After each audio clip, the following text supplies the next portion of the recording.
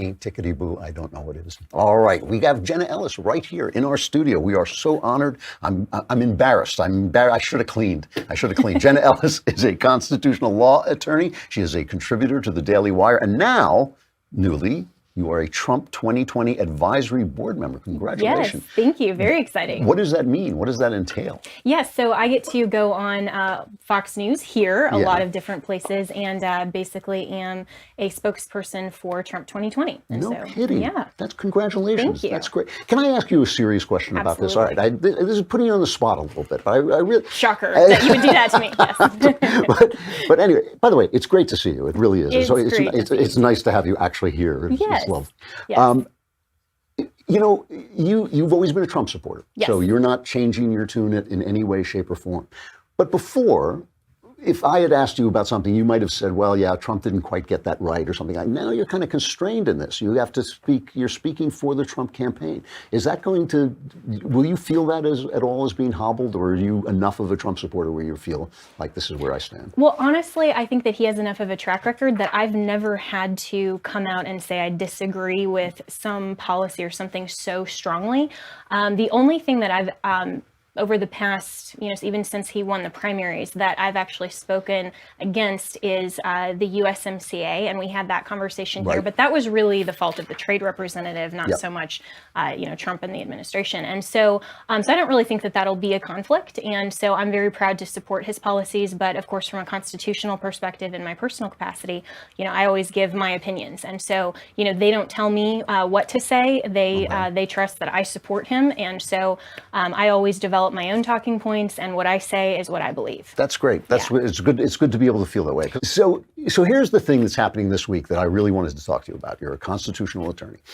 So the Trump campaign, the Trump administration is now saying that Obamacare is not constitutional. They're supporting a judge who said this. First of all, do you agree with that? Absolutely. Okay. And so from just a purely constitutional perspective, healthcare is not a subject matter that is given to federal Congress to write the law on. So regardless of the policy considerations, we can debate all day what should be healthcare provision and policy in America, but that is not given to Congress. That's given to the states to decide, and really the individual as well. Because when we look at the separation of powers, everyone always thinks of it horizontally as being between the legislative, executive, and judiciary, but we forget that there's the vertical as well, which is between the federal government, the state government, and the individual. Because what's not reserved to the federal government or to the states, we know through the 9th and 10th Amendment, is reserved to or the people. And so we, the people, have some vested powers as well. And so healthcare as a subject matter, we have to make sure to confine that within the proper portion of government or the people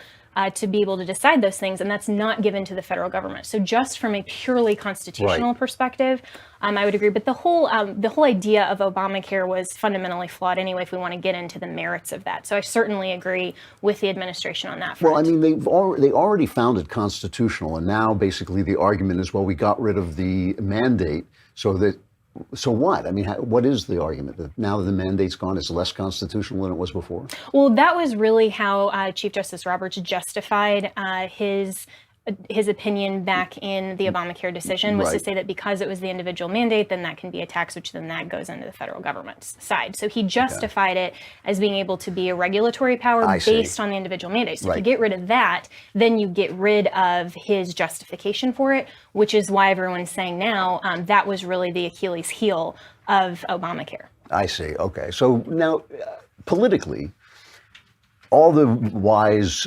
sachems in the media are saying, oh, what a mistake Donald Trump has made. He's just gotten cleared by Mueller. He's riding high. Why would he go and attack poor people's health care? Because people kind of like Obamacare now. They've kind of gotten used to it. I mean, what people like is what's going on. Once it's in place, people always like this free stuff that seems free or is easier to use or whatever.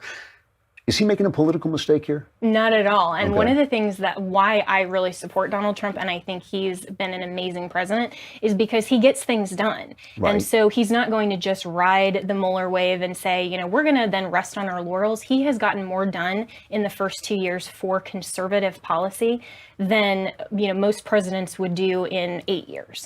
And so I think that this is just being consistent with what he's always done for the past 2+ years, which is to just continue with his agenda, get that going, and it doesn't matter what's in the news cycle. Certainly he'll rant about that on Twitter. I happen to love his Twitter feed. I think it's an amazing distraction for the media. I think it's hilarious. But I think he's just continuing on with what he would have done regardless if the report dropped this weekend or not. And so when he said that the Republicans are going to be the party of healthcare, you have any idea what he's talking about? Well, yeah. So hopefully the Republicans will be the party that says we are going to give this decision back to the people, because what people don't realize when they're looking at Obamacare and all this free stuff is that somebody at the end of the day is going to pay for it. Yeah. Government doesn't have its own resources.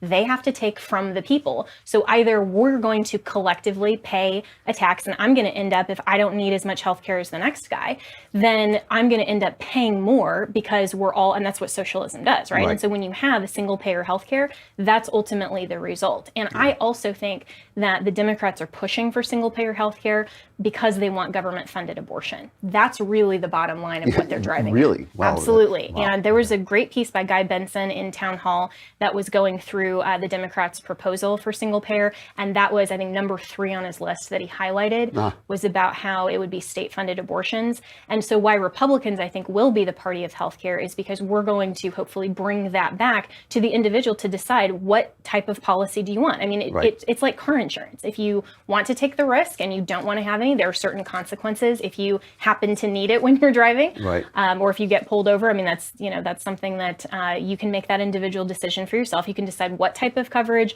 how much you need based on all the variety of factors. We as individuals should have the liberty and freedom to make the best interest decisions for ourselves and for our families. And the prices of free things go down. I mean, if new TV comes out, it's 10 grand.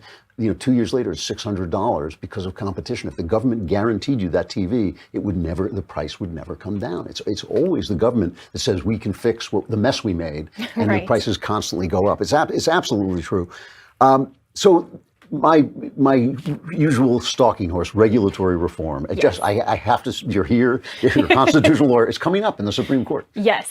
When we were texting this morning, and you were like, let's talk about this. I was so excited. I was like, this does not surprise me. It's true. But this is a great opportunity for Justice Gorsuch, who I think everyone is so excited that he hates the administrative state.